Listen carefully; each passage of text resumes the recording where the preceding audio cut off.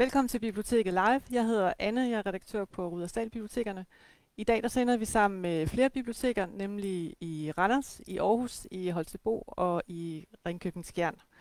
Vi er ikke hjemme i Birkerød, som vi plejer. Vi er nærmest midt i en scene i en bog, nemlig i den her fine roman Meter i sekundet, som er skrevet af Stine Pilgaard. Vi sidder nemlig i vinkælderen på Hotel Skjern sammen med Stine Pilgaard og så en mand, der hedder Anders Agger. Anders Agger er der jo en person i Stine Pilgaards roman, der også er med. Hun stalker ham, hovedpersonen, forsøger at hverve ham som mentor ud i samtalekunst og i det hele taget at falde til i det vestjyske. Vi har den rigtige Anders Agger med i dag.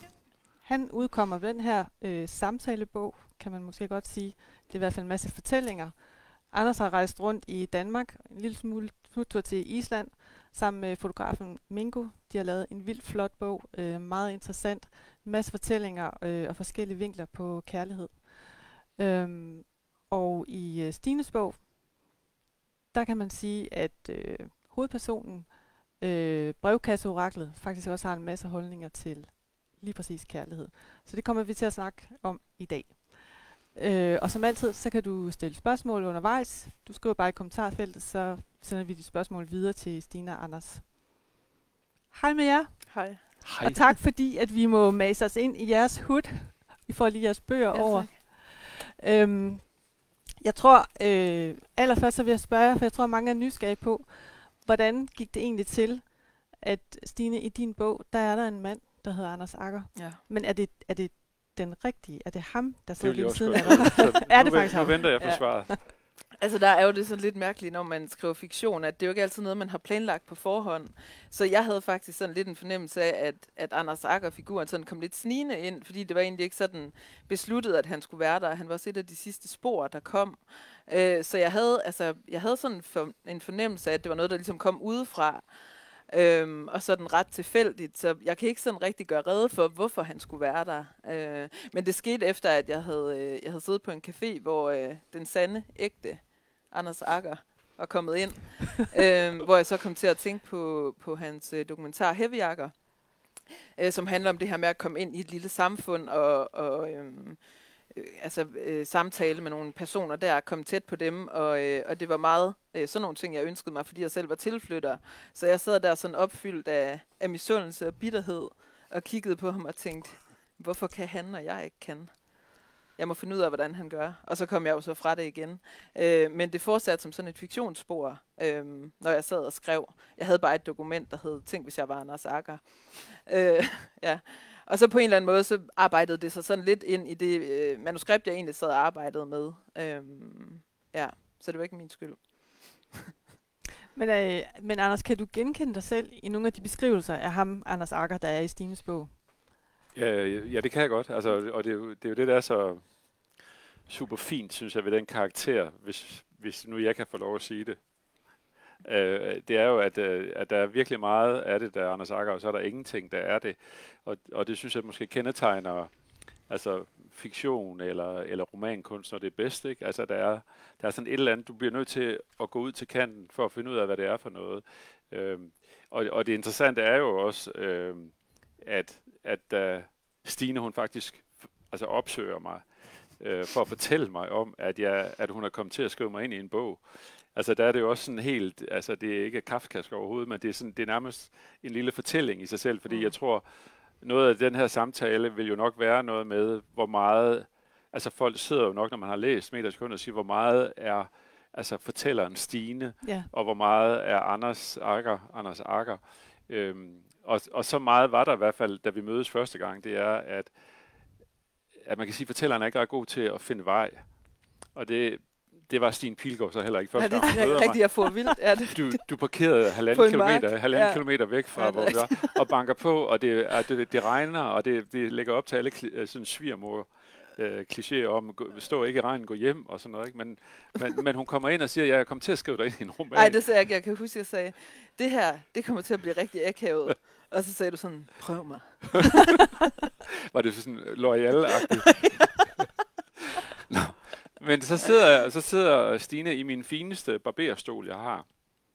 der hvor jeg sad og skriver på den her bog.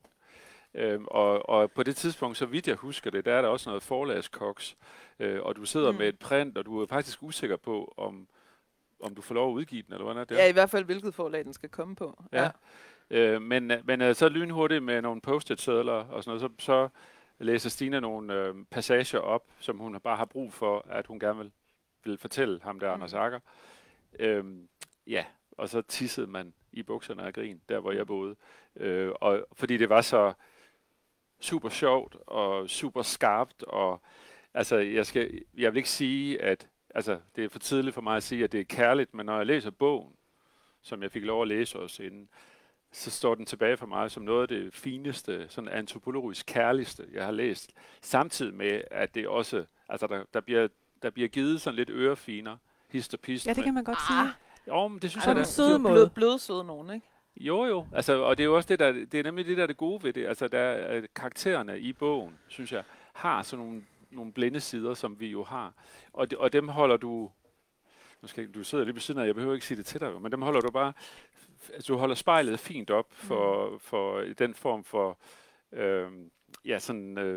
antropologisk romankunst, synes jeg det er. For det er det, synes jeg. Så ja, altså det var sjovt. Da Stine kørte derfra, der tænkte jeg, hold da kæft, mand. Jeg havde ikke lige set det tog køre igennem mit hus, men nu skal jeg så til at forholde mig til, at der var en roman lige om lidt, der hedder Anders Agger. Det synes jeg var ret morsomt. Ja, og det som jeg synes har været mest interessant ved det er, at jeg ser jo rigtig tit nogle karakterer eller mennesker, som andre folk siger, ikke, hvor jeg sådan tænker, ej, de kunne fungere godt i en roman, ikke?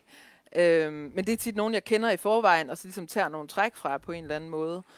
Og tit blander dem med hinanden for at lave en rigtig god karakter. Og det var så mærkeligt, det der med at møde romanens Anders Agger først på en eller anden måde.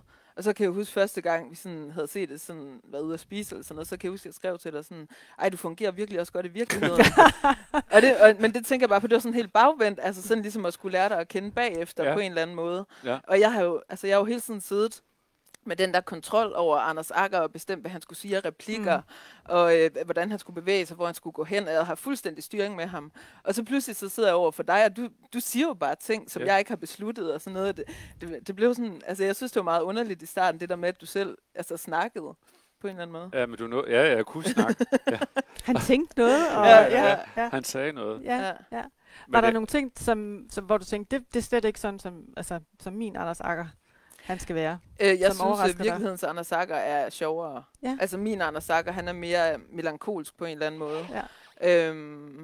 Og så han er meget i meter i sekundet, der Anders Agger meget. Han er meget et blik og et sprog. Altså det er sådan, jeg har skabt ham som karakter. Altså hvis man lægger mærke til, det har han faktisk ikke nogen krop.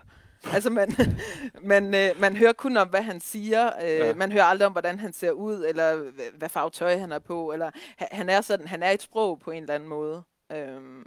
Men der er det jo, altså der kan man jo så sige, alle os, der har set på den rigtige Anders Agger, har jo et billede af, hvordan din Anders Agger ser ud.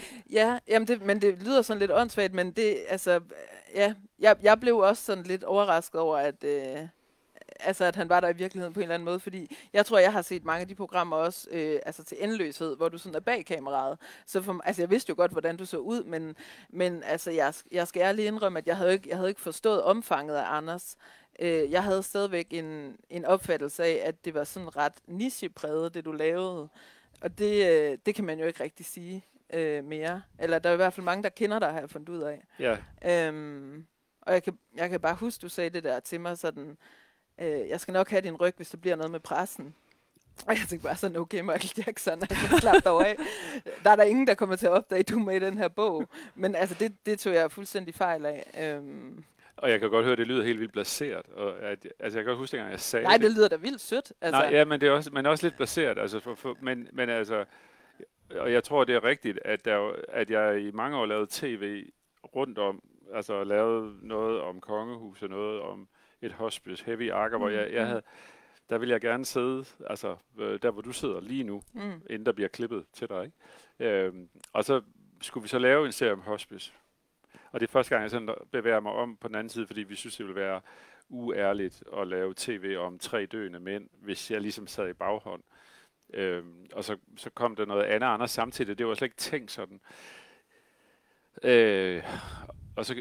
og det, jeg har haft det rigtig fint med ikke at være der, hvor jeg er lige nu, ikke? Altså, men jeg kan jo også godt mærke, fordi jeg er virkelig gammel, at når man har været i offentlighedsbussen i 20 år, ikke, som jeg har nu, og de 15 af dem, 10-15, så kan jeg godt mærke, at så er der nogle ting, som ligesom de bliver ikke foræret, men så er det bare sådan. Altså, så er det en konstatering, at man kender en, og det kan jeg jo også godt mærke nogle gange, når jeg går nogle steder. Det er ikke så vigtigt for mig, men det er bare blevet sådan, og derfor var det også meget sjovt, fordi at Stine stadigvæk med vådt hår, det skal vi lige holde fast i, sidder og læser op, og du ved, og det er så morsomt. Og jeg kan også godt mærke, at der er et eller andet der, ikke, som nogle anmeldere vil holde fast i. Og der tænker jeg, nej. Altså Jamen, det er fordi, jeg har hele tiden den der forestilling, og sådan har jeg det altid, når jeg skriver, at det kun er min far og mor, der skal læse det. Fordi hvis jeg sidder, når jeg skriver, og sådan ligesom tænker på, at altså, der er nogen, der skal læse det, så kommer der sådan en afstand i teksten, hvis man sidder og tænker på modtageren. Så derfor forestiller jeg mig altid bare, enten at det er noget, jeg sidder og skriver for mig selv, eller som sagt, at der bliver 3 læsere, der bliver min far, min mor og min redaktør, og det er ligesom det. Det er ligesom lige nu, der forestiller jeg mig også, at det kun er os 3, der er her. Det kan det også godt være. Det kan også godt være. Det er meget muligt. Men jeg har slet ikke den der forestilling om, at der egentlig er nogen, der kommer til at læse den her bog. Og det mente du alligevel nok, at der skulle være. Så du fik ret 2 gange. Også i det der med, at det kom til at fylde rigtig meget, at Anders' navn var med. Det havde jeg simpelthen ikke set. Ja, det bliver sådan lidt anmeldersømmet, altså hvor i det blev, og det, altså jeg forstår godt mekanismen, og det gode for mig, fordi at jeg, altså nu lyder det ligesom en eller anden Rolling Stone journalist, der sagde på et tidspunkt, at han havde set Bruce Springsteen, altså jeg har set rock and roll blive født, ikke? Altså jeg havde det lidt sådan, jeg havde pletlæst i min mor siger, jeg havde ikke læst lejlighedssangen. Pletlæst. Jamen, altså pletblødning, pletlæst. men jeg havde ikke læst lejlighedssangen på det tidspunkt, men da jeg havde læst Midt i sekundet, der tænkte jeg virkelig, hold nu kæft, mand. Hvor er det begavet og kærligt på en gang, og virkelig, virkelig sjovt. Altså det er sjældent, og det er jo ikke, vi er jo faktisk ikke kaldt ind for at sidde og sige de her ting om hinanden, så det er jo... Det må også, I gerne jo. Jeg vil også have sagt det, hvis Stine ikke var her. Altså jeg synes det er sjældent, at man læser en bog, hvor man virkelig griner. Altså jeg er blevet mere og mere immun, og mere sådan, hele det der Netflix-land har taget os, ikke? At vi ser mere, og altså griner mindre, og græder mindre, det tror jeg måske nogle gange. Men jeg grinede simpelthen, altså min kæreste, hun kiggede på mig en gang imellem, da jeg sad i min lille lavbenede læderstol, altså grinede virkelig af det. Og det er ikke så tit, synes jeg, at det sker. Men Stine, du har jo virkelig også taget også med storm med din bog, fordi altså, som Anders siger, den er sjov, og den er kærlig, og den er klog og underfundig.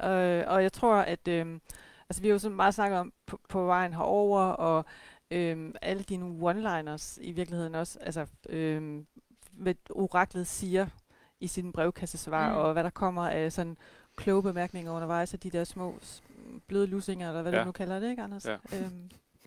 Men der er jo det med, det, at I jo sådan set, altså som vi har sagt, har besøgt hinandens bøger, fordi du er jo også med i Anders' bog. Ja. Og det, skulle du overtale Stine til det, eller? Ja, for mig var det en kold kalkyle, fordi jeg kunne regne ud, hun har solgt mange bøger, måske tjent mange penge på sin bog, og så tænker jeg, at hvis jeg flytter hende over i min bog. Det var godt tænkt, det der. Nej, det er faktisk ret sent i processen, at, fordi og det er også det, der er ved Stine og hendes kæreste Daniel, det er, at det er relativt generøse mennesker i samtaler og i sådan noget også. Og det fandt jeg jo ud af, fordi jeg er ikke forfatter, jeg er journalist, jeg har ikke været inde i forfatterkredsene. Men jeg kan regne ud, og jeg kan mærke også på dig og dine venner, som er forfattere, at der er sådan en vidensdeling, som jeg kun har oplevet ved stand-up. Altså nu kender jeg tilfældigvis Jan Gintberg rigtig godt som en af mine gode venner. Og jeg kan jo se nogle gange, hvis han går i stå nogle gange i en joke eller i en scene, så skriver han lige rundt til 5 af de nærmeste stand-up venner. Ja. Og kaster den her ud og siger, hvad kan det her være et billede på? Og så kommer der lynhurtigt 5 sms'er tilbage. Det kan være, lav den her metafor, ikke? På samme måde kunne jeg mærke, at Stine og hendes forfatterkolleger, de sådan deler ind i det der. Og derfor var det også naturligt, tror jeg, at Stine, hun spurgte, hey, må jeg læse noget af det, du sidder med? Og vi havde ikke ret mange medlæsere, vi havde nogle få på det her tidspunkt. Og ret hurtigt så gik Stine ind i sådan en medredaktørrolle, og vi forhandlede også løn og alt muligt, og vanvittige ting. Men lige pludselig så sidder Stine jo faktisk over med Daniel i sidevognen og læser og kommer med helt vildt kvalificeret indspil. Og så slår der mig lige på et tidspunkt, fordi vi har sådan en genre, der hedder mødet, eller ting vi gør, ud over nogle større portrætter. Og i ting vi gør, der handler det jo om den måde altså hvordan er det nu, man anerkender hinanden, eller går op og ned af hinanden i et parforhold. Og der tænkte jeg bare, at jeg troede, hvis de ville, at Stine og Daniel ville kunne byde ind med noget, som havde noget kant og noget kloghed og morskab og alt muligt. Og det synes jeg egentlig er gået meget godt. Det vil jeg give ret i. Så derfor så tillader jeg mig at spørge, jeg tror den der det er på mail, det er meget upersonligt på den måde, om du havde lyst. Og den gik du lige rundt om. Du var faktisk ret hurtig til at sige, at det kunne du godt se et eller andet i, men du... Jamen, det bliver jeg jo nødt til. Altså, jeg kunne jo ikke lade være med... Altså, jeg har jo voldet hans navn fuldstændig. Det kan man altså, godt sige, at og har på det tidspunkt stadig ret dårlig samvittighed over det. Der kommer lange mails, hvor der står sådan undskyld på forskellige måder, og sådan, så selvfølgelig griber jeg den, og vil jo gerne... Altså, på et tidspunkt er nødt til at sige, du skal ikke sige undskyld. Ja, det er rigtigt. Og det... og det er også godt. Men jeg synes, det er meget interessant, at jeg synes, det var så sådan grænseoverskridende, fordi det er jo ikke en fiktionsbog, Anders skriver, og jeg kan jo, altså selvom at jeg hverken kan eller vil løbe fra, at jeg har fællestræk med min fortæller, så er det stadig en litterær figur. Så det der med, og så synes jeg faktisk, at det altså mærkeligste var, at min kæreste skulle skrive nogle ting om mig, som jo altså i sagens natur var positiv, fordi det handlede om at få et kærlighedsforhold til at køre og blive ved med at køre. Og jeg har det super stramt med komplimenter. Altså, jeg synes, det er meget værre end kritik. Så jeg synes, det er helt vildt pinligt, at der står nogle søde ting om mig på en eller anden måde. Ja. De er pakket ind, men de er der. Ja. Nej, de er meget direkte. Og det var sådan nogle ting, jeg ikke selv vidste og sådan noget, så jeg synes det, altså... Men altså, så kan jeg jo lære det, ikke også? Fordi jeg sidder jo hele tiden og skriver om andre folk, så ja. Men det er mærkeligt, at det var så blufærdigt alligevel at være med, synes jeg. Og vi ventede virkelig, Mingo og jeg, vi ventede virkelig på det, fordi det var faktisk det sidste. Nå, okay. Det andet sidste kapitel, og vi og der var, det skal så siges, at deadline blev overholdt, og da vi så det, så tænkte vi bare, altså der var et eller andet, synes jeg, med bogen, der faldt på plads, også fordi det er et ung par, som også bidrager til forståelsen af kærlighed, eller udøvelsen af kærlighed. Ja. Så det var fint, og altså, jeg har ikke fortrudt. Det også. Anders, vil du ikke lige prøve at fortælle lidt mere om din bog? Og som sagt, så udkommer den jo om en uge, den 27. oktober. Kan man få den i boghandler og dit lokale bibliotek. Men hvordan startede det? Altså, du siger i dit forord, at du har aldrig haft sådan en drøm om at blive forfatter, men der var alligevel noget omkring det der emne, kærlighed, som du er nysgerrig på. Altså man kan sige, når jeg er inde i sådan et formidlingscirkus, som jeg nu er som journalist, så det er jo et kæmpe marked, som gerne vil lave alt muligt, samtalebøger og portrætter. Og, altså, bogen den er ikke død, så vidt jeg ved, og det kan man godt mærke i de her år, ikke? At der er sådan en afgræsning af, hvordan kan vi opfinde en ny genre med nogen. Ikke? Jeg har bare aldrig rigtig, måske også fordi, at det er det, jeg laver på tv, at jeg aldrig sådan haft så stort behov for at lave en portrætbog, eller jeg har ikke haft... jeg har haft folk nok, jeg gerne vil mødes med, men jeg tænkte bare, at det var ikke noget...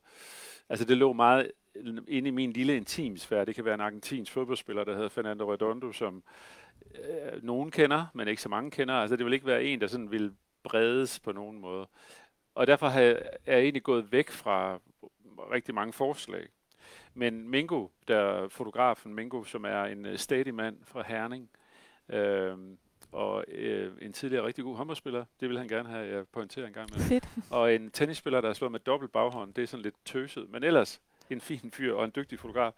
Han havde sådan i andre sammenhæng sådan udfordret mig lidt på både kaffe og nogle emner, og jeg har ikke sådan været på det. Men så endte vi med, altså sikkert for at slippe af med ham. Altså jeg sagde, hvis vi skal lave noget, så skal vi lave noget om en abstraktion, hvor der ikke er nogen, der har ret, og at vi kan... Altså, og det tror jeg jo er det vigtige for mig, og jeg ved ikke, hvorfor jeg siger det, men det der med, at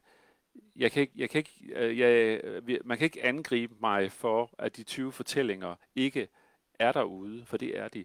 Altså man kan sige, Stines sårbarhed som romanforfatter eller kunstner, som hun er jo nogle gange, er karakteren valid, altså tror jeg på hende eller ham, eller er der nogle hjørner, som jeg tænker, det hænger sgu ikke sammen med.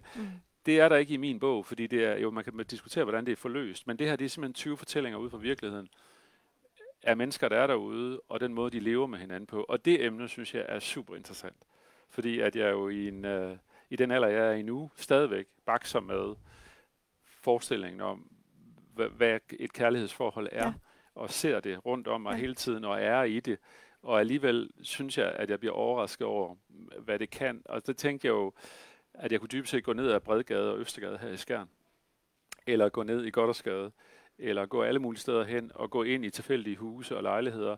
Og så vil jeg jo vide, at ligesom i det rum her, hvor vi er, virkelig mange i forhold til, at det er en dyr produktion, der er 1, 2, 3, 4, 5, vi er 6 herinde, ikke? Altså, der er jo 6 kærlighedshistorier herinde, og de 2 af dem er garanteret rigtig vilde, ikke? Og derfor synes jeg bare, at der er noget universelt over det, som jeg så gerne vil sammen med Mingo prøve at lukke ned i nogle rum og finde ud af, fordi man kan sige, hvis man bare laver en bog om kærlighed, okay, den har været der ligesom, ikke?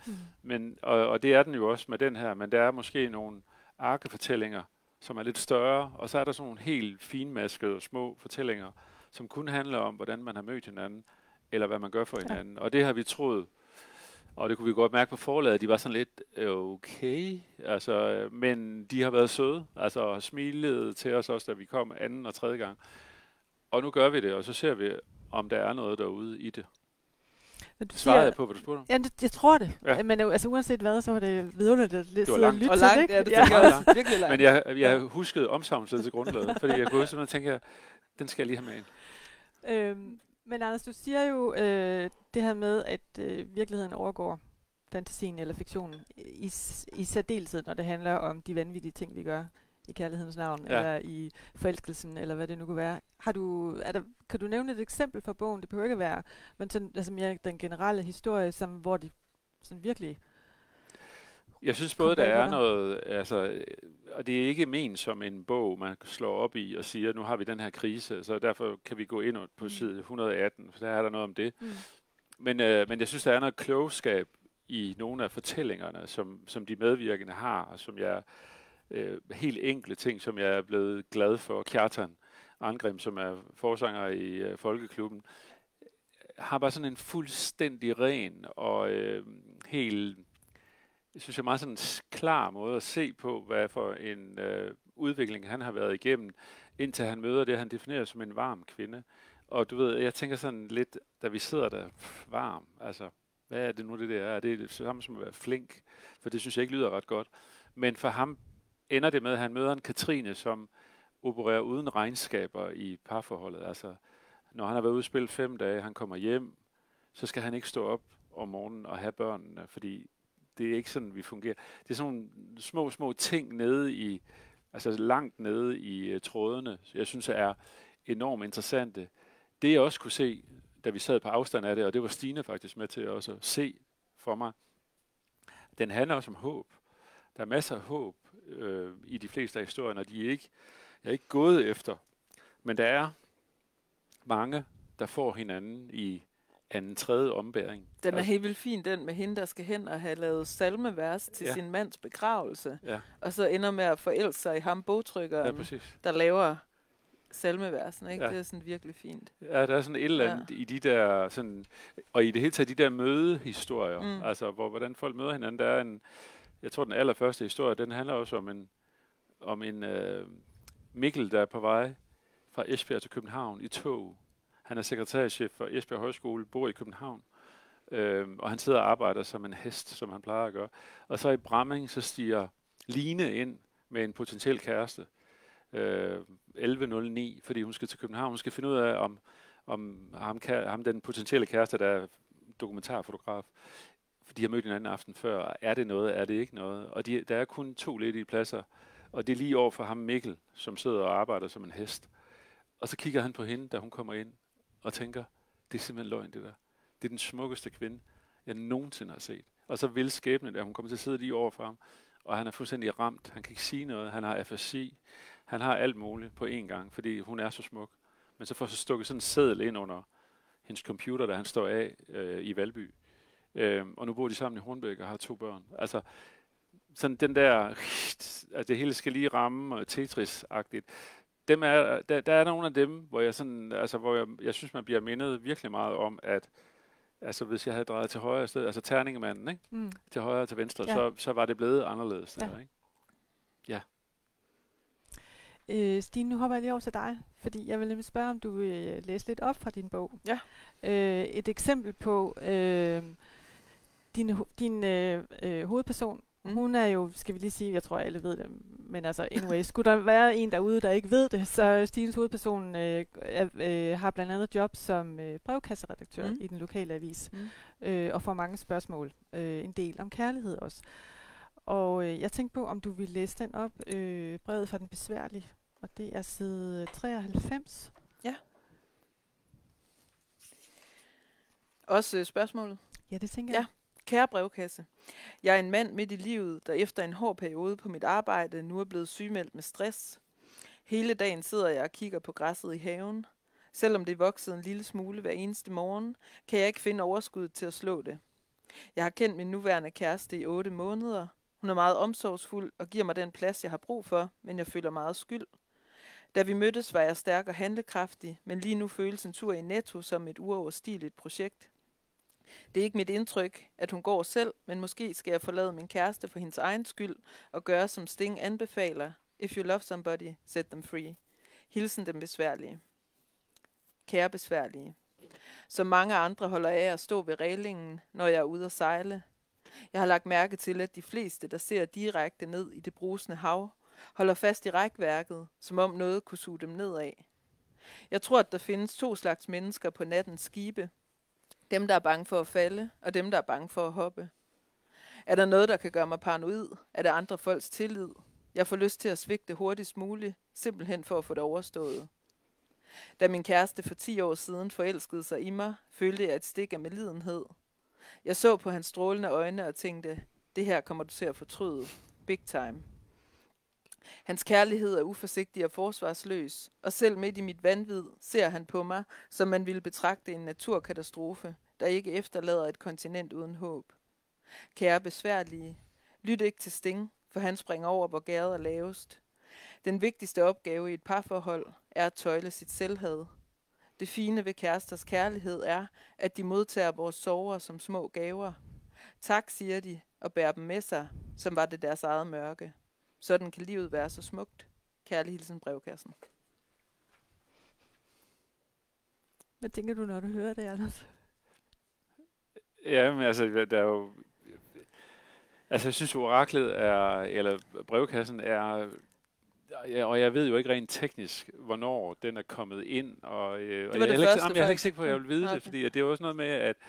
Nej, det vil jeg gerne på et tidspunkt. Men det der med, at det bliver sådan et kit i bogen. Altså, og det tænker jeg også lidt forfattertrick, altså måden ligesom at få tingene og få fortælleren skruet endnu skarpere ud. Men der er jo en uendelig masse visdom og poesi og skarphed. Altså, at det er som om, at synes jeg, at karakteren for alvor får lov intellektuelt også at slå ud med håret i de svar der. Og det... Altså, jeg nærmest ventede på de der spørgsmål-svar. Altså, når ikke hun var ved at slå den der barnevogn med. Det er måske det sjoveste, jeg har læst. Ja. Er du ikke enig? I barnevognen, eller hvad? Nej, bare hvad det er, jeg siger. Jo. Tænker I, når nu I har jo læst hinandens bøger, og man kan sige, at du har jo rejst rundt som journalisten og talt med mennesker, og fået deres fortællinger om kærlighed, og du har jo skrevet en roman, og det er en litterær proces, og men sådan, og nu er det jo selvfølgelig, man kan sige, det er den jeg fortæller, Stine, men nogle af de ting, som du læser i Anders' bog, er der noget, hvor I sådan tænker, okay, de er godt nok vildt forskellige, de her fortællinger, men der er alligevel en essens eller et eller andet omkring kærlighed, som ofte går igen, som man kan sige er et grundtræk, eller noget, som mange fremhæver, som jeg føler mig elsket når. Altså. Jeg synes, at Anders han forholder sig nok lidt mere åbent til spørgsmålet, end min fortæller gør. Hun har jo meget travlt med ligesom at være sandsigerske på en eller anden måde. Altså jeg tror, jeg har koncentreret mig lidt mere om at prøve at komme med nogle definitioner eller nogle kærlighedsforslag, og altså der er helt klart også en temmelig opdragende og moraliserende tone i brevkasserne, hvor jeg synes, at Anders klædeligt forholder sig lidt mere undersøgende til det, og holder sig selv mere udenfor. Altså det har vi også talt om, fortællerforholdene i bogen er, synes jeg, meget sådan elegante, fordi han sådan træder lidt ind og ud som fortæller, men kommer aldrig til at overtage fortællingen, hvor man kan sige, at min fortæller, hun kommer til at overtage altså spørgernes problemer på en eller anden måde. Alt, hvad hun bliver spurgt om, minder hende på en eller anden måde om sig selv, så det bliver rigtig tit en fortælling om hende. Så derfor synes jeg, vi opererer meget forskelligt, men har helt klart et interesse-sammenfald. Ja. Altså jeg synes, der er en større ydmyghed i den måde, du håndterer det på. Jeg er meget interesseret i at få ret på en eller anden måde. Men det kan også have en sproglig energi nogle gange. Ja. Men det er jo også der, at jeg synes, det er så fint og åbenlyst også, ikke, at de to bøger er jo, altså jeg tror, jeg har sagt, det er to forskellige idrætsgrene, ikke? Altså, hvor Stines, altså det er ikke fordi, at jeg koketterer med ordet, men det er kunst. Altså fordi det er fiktive personer, der simpelthen er rejst fra et hvidt stykke papir eller en blinkende cursor, ikke? Og med alt det, man skal lægge ind i det, ikke? Altså man kan sige, det kræver, altså det er jo ligesom musik og malerkunst og altså forfattere, der skal de kunne noget. Da jeg sad og så den der kunstnerkolonien op i Skagen, ikke? Der blev jeg også lige mindet om, hvorfor at altså John Kørner, han gerne må koste en masse penge, fordi jeg kan se, hvad det er, han kan. Altså det er helt vildt. Og det er lidt det samme her. Det her, det er jo en mediering af en fortælling, som allerede er derude. Jeg har ikke skuldet noget, jeg skulle høre på det. Og så har jeg skulle sådan finde min vej ind i det, og en gang imellem så er der, og en gang imellem er der ikke. Men jeg er ikke alvidende, og det kan man sige, at det er fortælleren i den her historie. Men hun er det jo på sådan en lidt en humpende måde, ikke? Som er stærkt underholdende, men som jo det er tilskrevet, altså det er jo opfundet, og det er det, der giver det sådan den særlige liv, synes jeg. Men det du kan, det er jo at få folk til at fortælle. Hvordan har du egentlig gjort det? Jamen, altså, vi har med den her bog har vi faktisk vi bestemte os for fra starten af, og det var ikke for, at det skulle være en nem løsning, men nogle gange, når man laver tv, så og vi laver indefra, fordi de tilrettelæggere, der er på indefra, er altså helt skørt dygtige. Men der er vi så velresearchet nogle gange, at vi godt ved nogenlunde, i hvilket rum er vi, og så er det så meningen, at jeg skal gå ind uden manuskript og sådan noget, men selvfølgelig ved jeg nogenlunde, hvad der kommer til at ske, og der er noget, jeg ikke ved. Men der er sådan en ramme, som egentlig er ret kendt for os, ikke? Mingo er jo total autonom, og jeg har sådan en strejf af OCD, så vi er ikke nogen perfekt kombination, eller måske er vi. Mingo, han er jo sådan en, for eksempel da vi laver kapitlet om den gamle steppeulv, Stig Møller, der har han en fjern fornemmelse nede i sin 12-fingertarm om, at Stig Møller, han må kunne bidrage med noget, fordi han har ligesom været der i nogle år. Skal vi ikke prøve ham? Så sagde jeg, nej, ikke sådan lige umiddelbart. Jeg har ikke noget på Stig Møller. Jeg kan godt begynde at læse om ham. Nej, siger han så. Og så ender det med, inden jeg kan sige Nicodemus, at Mingo har lavet en aftale med Stig Møller en aften, hvor han skal spille på drop-in senere på Jagtvej. Og jeg tænker bare, okay, shit, så kører det over. Så kører vi det over på bare røv nærmest. Jeg havde selvfølgelig læst om ham, fordi jeg har det der OCD, men jeg havde ikke talt med ham inden. Og så går vi ind i rummet, og jeg er derinde i 4 timer. Og det kan godt være, at det der med netop ikke at have haft alt for mange forestillinger om, hvad det er for et liv, han har levet. Mingo havde lidt mere styr på det, end jeg havde. At det gav et eller andet, som i hvert fald for mig var super udfordrende, som den, der skulle forløse det.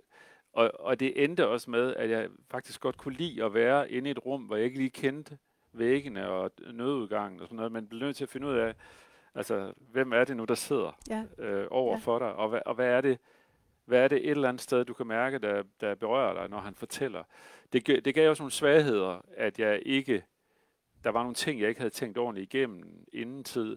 Men ham kom vi ikke tilbage til anden gang. De andre var vi først tilbage ved nogle gange 2 og 3 gange.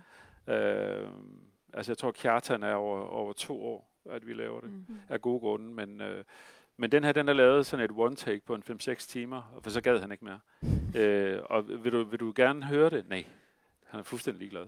Men vi har læst det op for ham alligevel, og han grinede de rigtige steder, og var helt rolig.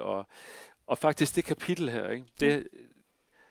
Jeg har snakket med Stine om det også, jeg har snakket med nogle andre. Jeg har faktisk været sådan lidt nervøs i forhold til sexisme-debatten også, ikke?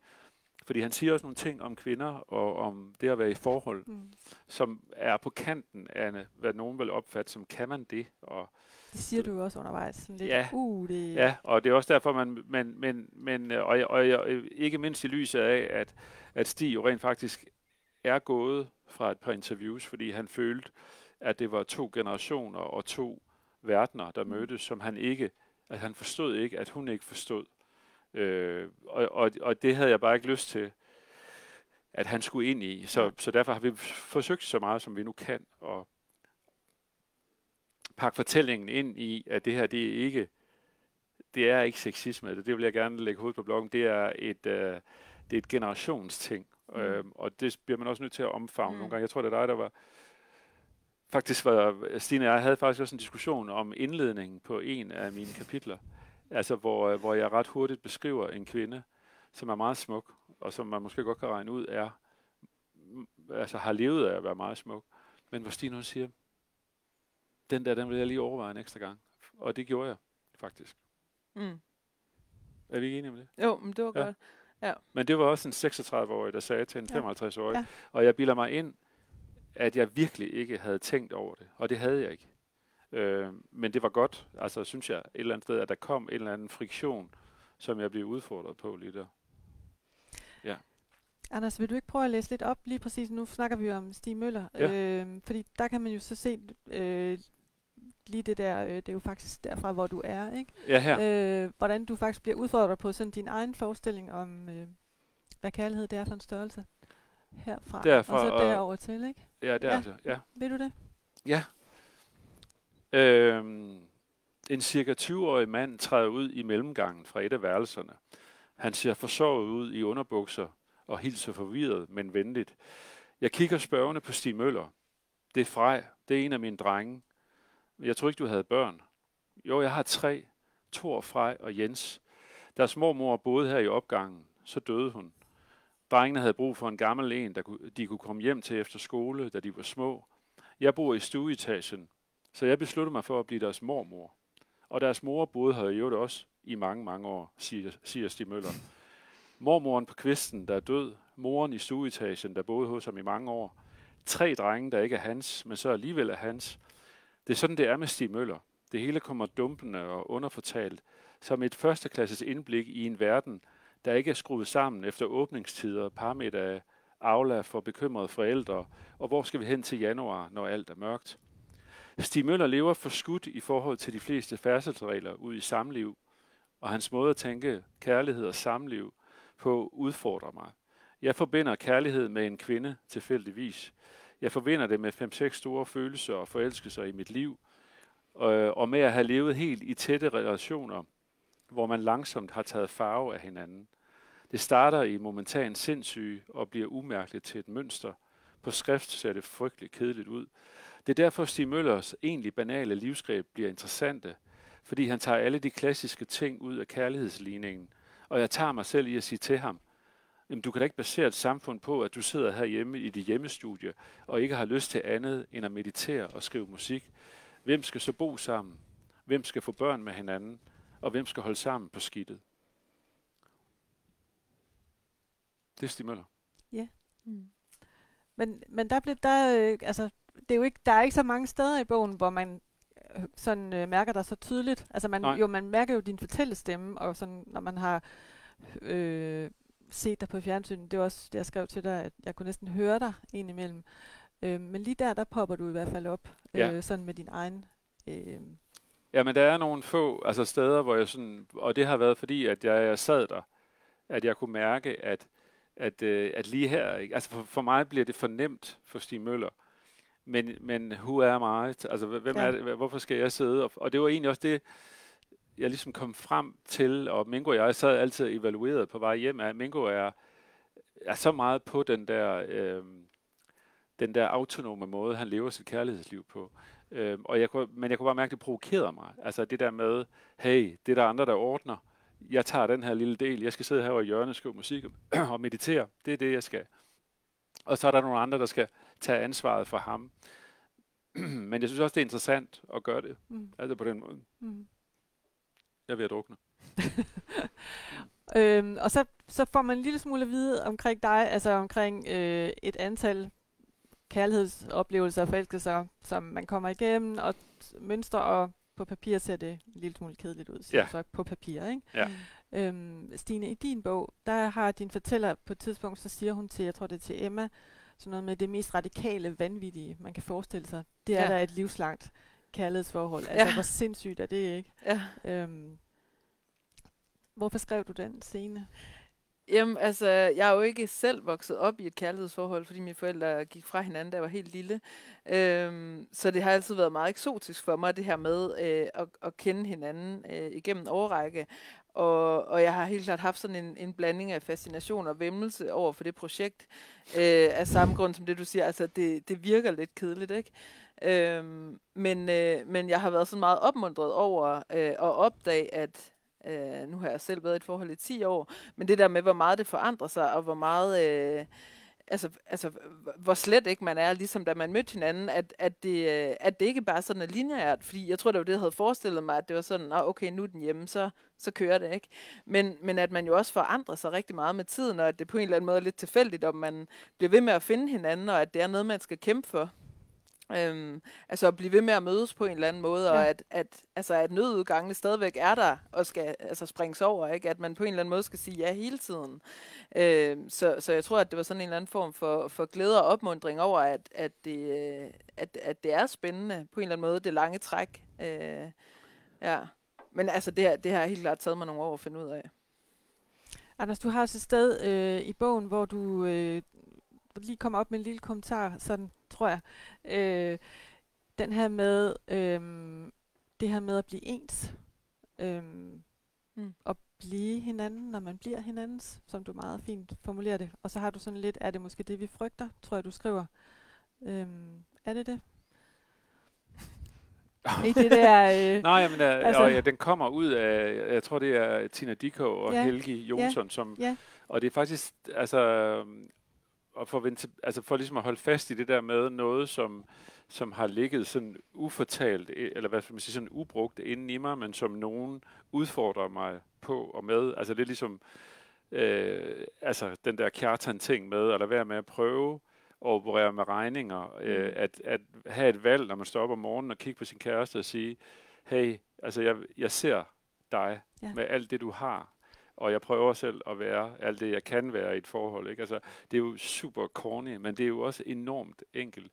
På samme måde, så blev jeg også ramt af det der med, at Tina Dickow, som jo er kæmpestor, altså inde i det område, hun er i, men hun har lagt sine våben i kærlighedskampen med Helgi og siger, hvis det så indebærer, at jeg bliver lidt ligesom dig, at du bliver min spejling, hvis bare vi ikke går i stå, så vil jeg gerne være dig.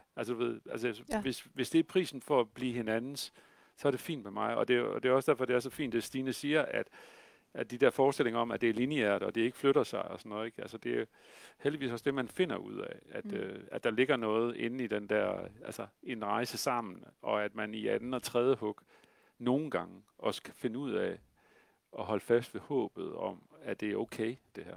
Og der er selvfølgelig også så mange gange, at det ikke er okay, og det ikke skal være okay, og man bliver nødt til at bryde, og det er der jo også alle mulige fine eksempler på, nogen der ikke skulle have været sammen, måske, ikke? Ja. Nu spørger jeg det egentlig et spørgsmål til jer begge to, så må I jo se, hvem der skal svare først. Men det var så her var et spørgsmål om, hvad frygter vi? Hvis I skulle sige, hvad det er, vi længes efter, eller hvad er det, vi søger, når vi søger en anden? Ja. Det er godt. Vi kan også være oraklet. Jeg er Ja. sikker på, at hun Nej, har et jeg svar. jeg synes i hvert fald i den sådan offentlige diskurs, og nu er jeg stor tilhænger af datingprogrammer, jeg ser rigtig mange af dem, men jeg synes, det er enormt interessant, at når man søger efter nogen, at det er som om, der er sådan meget checkliste over det, ikke? Og det er sådan, det er som om, at der kan være sådan noget med, at man leder meget efter nogen, der kan matche en, eller opfylde ens behov, eller sådan noget. Hvor jeg tænker, at man kunne nok, og det er også noget brevkasseredaktøren sådan revser sin spørger meget over, men det her med, at det måske i højere grad drejer sig om at finde en person, man har lyst til at give en masse ting til, at man sådan skulle vende lidt om på det der modtager- og giverforhold på en eller anden måde. Altså jeg tror, at målet må være at finde en eller anden person, som man simpelthen bare har lyst til at servicere på en eller anden måde, ikke? Eller lægge sig fladt ned for, i stedet for ligesom at tænke det her med, hvad kan en anden gøre for mig, ikke? Fordi så kan det blive sådan enormt funktionelt, og man kan blive enormt blind for dem, der står omkring en på en eller anden måde, tror jeg. Ja. Jeg tænker, at noget af det, da jeg læste din bog, Anders, jeg synes gik igen måske i nogle af fortællingerne, det var den her med følelsen af at føle sig set. Altså, jeg tror også, Kjartan siger det på et tidspunkt, hun så mig, eller et eller andet. Altså den der, ja, du ser mig som jeg er, med alt hvad der er af sårbarhed og alle mulige ting. Ja. Hos dig kan jeg være mig selv, eller hvad det nu er, man leder efter, ikke? Ja, og den, altså, nu nævnte vi lige Tina Dickow for, jeg tror også, at jeg mener, den er citeret i hendes artikel, en bid af en sangtekst, da hun er helt ung, der skriver hun en sang, der hedder Room with a View, som egentlig bliver hendes, altså sådan det store visitkort ind til den verden, hun er i nu. Og den handler i al sin enkelhed om det der med, at man vil gerne have en kæreste, som har en fortid, men man skal lige nedbryde den fortid, inden at man så kan komme videre med kæresten. Det ligger lidt i det der med, at vi nogle gange søger noget, der egentlig er ens. Og det er også derfor, at jeg vil aldrig overleve 10 sekunder i et datingmarked, altså hvor man gør det efter manual, og det er altså al respekt for Tinder og alle datingsystemer, men jeg vil simpelthen ikke kunne være inde i det, fordi at der er jo noget, det lyder jo dumt, at der er et match. Altså fordi, det er der ud fra nogle referencer og nogle præferencer, men det er jo i det dunkle barlys, at du kan mærke, altså, at det er også et menneske, du er tiltrukket af, altså fordi, at det har et eller andet helt vildt fascinerende, og mangler noget i det Tetris-spil, det kan være, ikke? At fylde litteratur på det menneske, eller noget andet musik, eller et eller andet. Hvis ikke man har den friktion, så tænker jeg, så bliver det da virkelig kedeligt. Stine, din hovedperson i et brevkassesvar, hun, som du også lige sagde før om det her med dating matcher, og der siger hun jo det her med, den eneste ene er ikke en anden, det er dig selv, og du er alene. Ja. Ja, det er frygteligt trist. Er det? Ja, det kommer an på, hvordan man tænker det. Ja. Eller om man er verdens bedste selskab selv. Ja.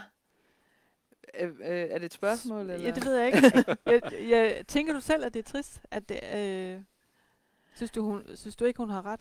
Kunne jeg også spørge. Jamen, jeg tror også, jeg synes, det lød lidt godt på en eller anden måde. Ja, det gjorde det. Den eneste ene er dig selv, og du er alene. Nej, men det er jo den der forestilling om, at der skal komme en og udfylde nogle huller på en eller anden måde, som kan være måske lidt nedbrydende for, hvad man, jeg tænker, man måske i højere grad skulle prøve at finde ud af, hvad man kunne bidrage med, ikke? Altså, at det bliver meget det der med at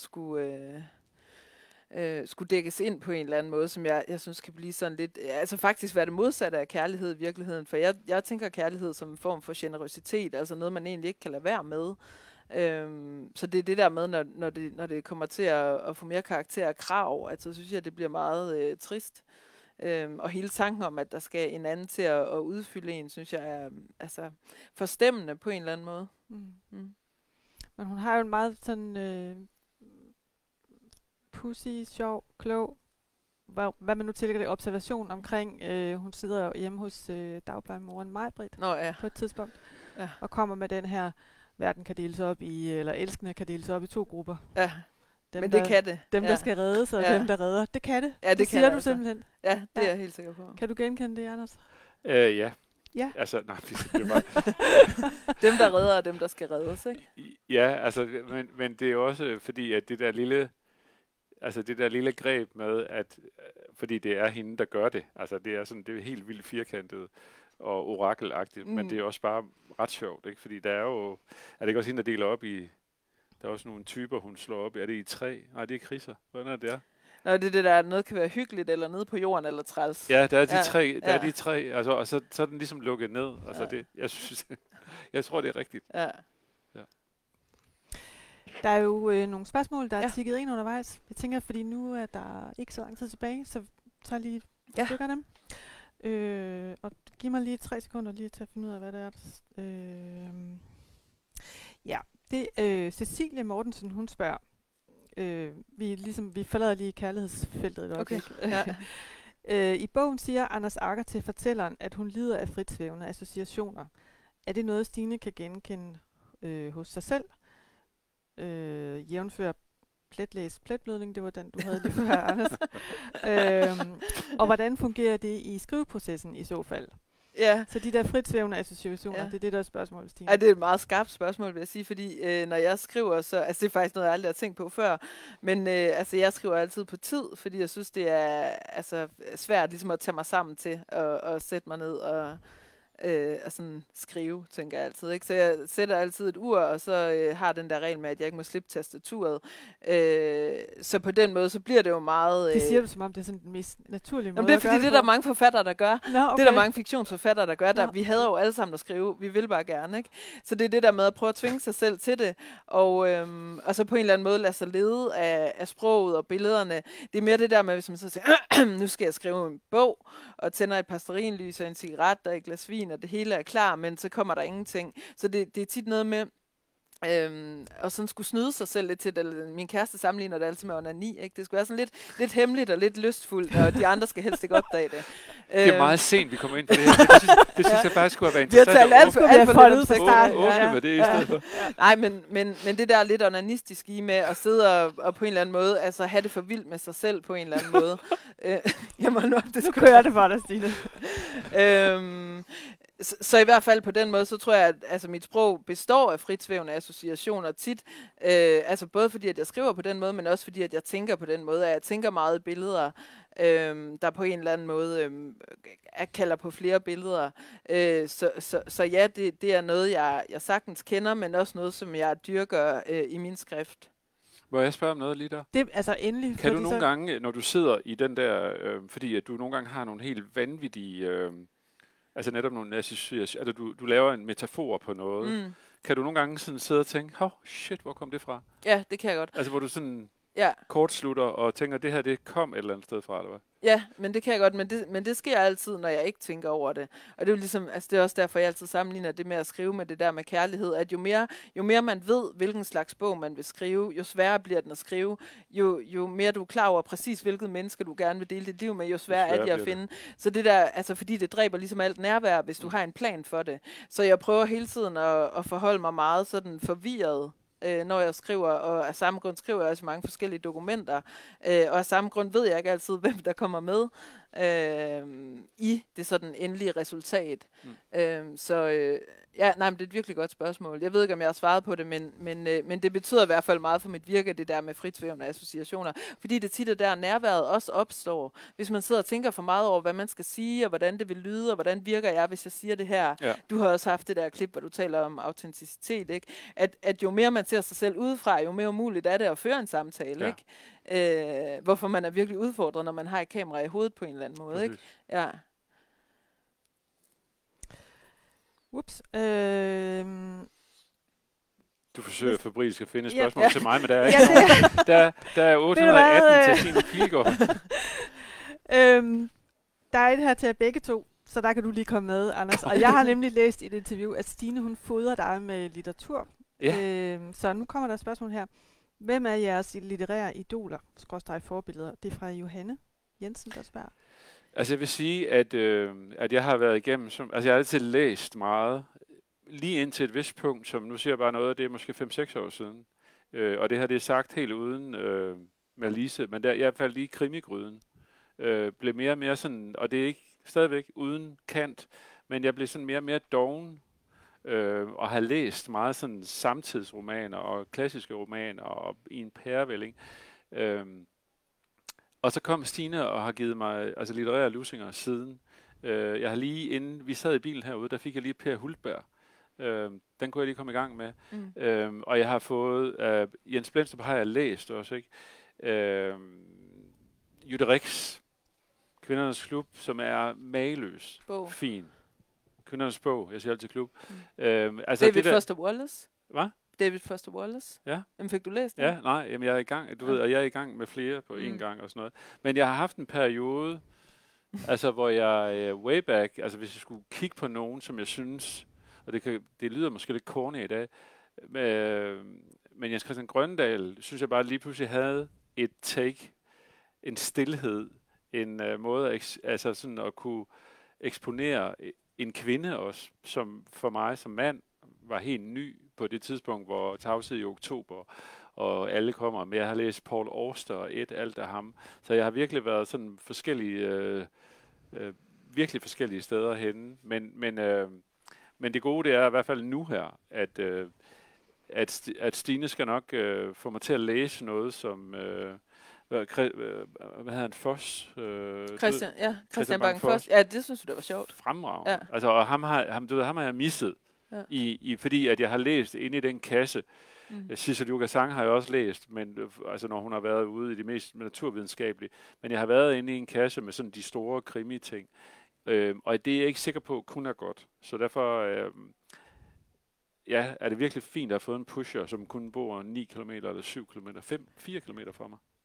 Er der, inden vi får dine forbilleder, Stine, er der nogen sådan metode i, eller hvordan udvælger du de bøger, du sådan pusher videre til, Anders? Ja, men det er sådan noget med, jeg prøver at sådan fange hans humor på en eller anden måde, hvad jeg tror, han synes er sjovt.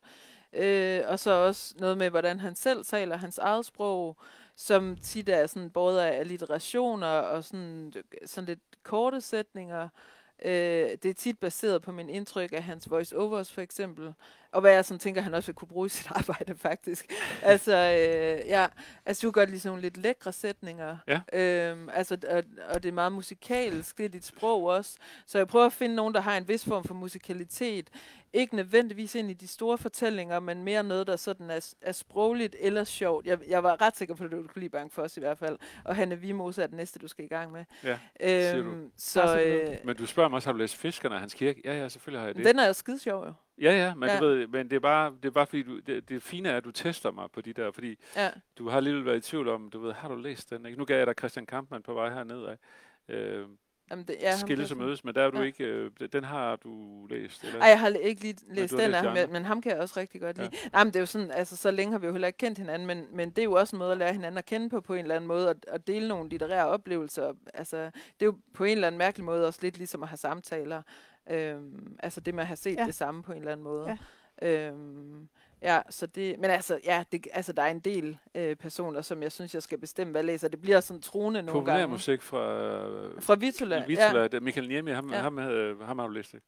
Ja, ham har jeg skrevet opgør med, faktisk. Ja. Så. Skal vi lige have et par af dine litterære forbilleder? Fordi vi skal nemlig runde af lige så kan jeg tale i evigheder, men altså Inger Christensen i forhold til sådan noget med billedskabelse og musikalitet, alliterationer også, men også den måde, hun laver billeder på, og så sådan en bestemt nænsomhed, hun har i sit sprog, som jeg aldrig nogensinde kommer til at kunne lære, men som jeg synes er enormt dejligt at være i dialog med, når jeg selv skriver. Jeg kan bare vildt godt, altså jeg bliver rørt af den måde, hun bruger sproget på. Så det er sådan en, jeg vender meget tilbage til, men i det hele taget folk, der har en eller anden inderlighed i sig, og som beskæftiger sig meget med karakterer, tegninger. Og det har Anders jo også gjort. Altså jeg ser også mange dokumentarer, fordi det også er en måde at komme ind i andre verdener på, og møde folk på en eller anden måde, som man ikke ville have mødt ellers. Sidste spørgsmål fra en, der ser med, og så skal vi desværre runde af. Det er Lonnie Østergaard, der spørger, skal I skrive, optræde eller andet sammen efterfølgende? Et fælles projekt? Vi skal på højskole, så næste gang, ikke? No. Ja, altså vi snakker om, at vi kunne godt tænke os at lave sådan en højskole on tour, bare for at have sådan en tur, tror jeg. hvor der Fedt. står Askov på ryggen, Ja, og, ja. og så skal vi tage simpelthen så meget coke, at ingen ved noget som helst. Men at vi, altså vi er i sådan et helt, i starten af et venskab, tør jeg godt sige. Altså, det er det jo. Er det ikke? Jo.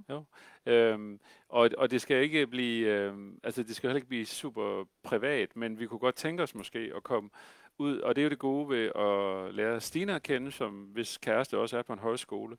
Det der med, at i stedet for at gå i kongresscentre og hvad det nu kunne være, det kan også være, det bliver det på et eller andet tidspunkt, men at komme derud, hvor, hvad skal man sige, i hvert fald litteraturen virkelig er på en højskole, ikke? At vi ser for sådan en lille bus i en uge på et eller andet tidspunkt. Fedt. Og så er der også noget med på bagkanten af bogen her, der vil vi også gerne lave nogle kærlighedssessions med nogle af de medvirkende, hvor Stine indtil videre har sagt ja til at være med nogle gange, så vi kommer der nok til at køre i samme bil, sidde på samme scene. Ej, det lyder hyggeligt. Så vil jeg bare runde af og sige, hvis man nu ikke kan få nok af Stine og Anders, og det kan man jo bare ikke, så kan man se den her samtale igen, eller sige det til nogle andre. Den kommer til at ligge på rudbib.dk/live. Og så kan man jo møde jer ude i landet, udover i den lille turbus, fordi du er på litteratur. Ja. Det kan man se inde på Politikens forlags hjemmeside, Ja. hvor man kan møde dig. Og på dit forlag, Stine, inde på Gudkins hjemmeside, der kan man jo høre nogle, det har vi slet ikke talt om, din højskolesang. Ja. Helt vidunderligt. Sunget og spillet af Katrine Muff. Ja. Og så ved jeg, at du også er nogle steder. Man kan blandt andet opleve dig i en live fra Herlev Bibliotek. Ja, det er Inden så rigtigt. længe, hvor der er et sjovt lille twist med et med brevkasseoraklet, Ja, det der er kommer rigtigt. på arbejde. Ja. Så tusind tak, fordi I vil være med, og tak til jer, der så med og stille spørgsmål undervejs.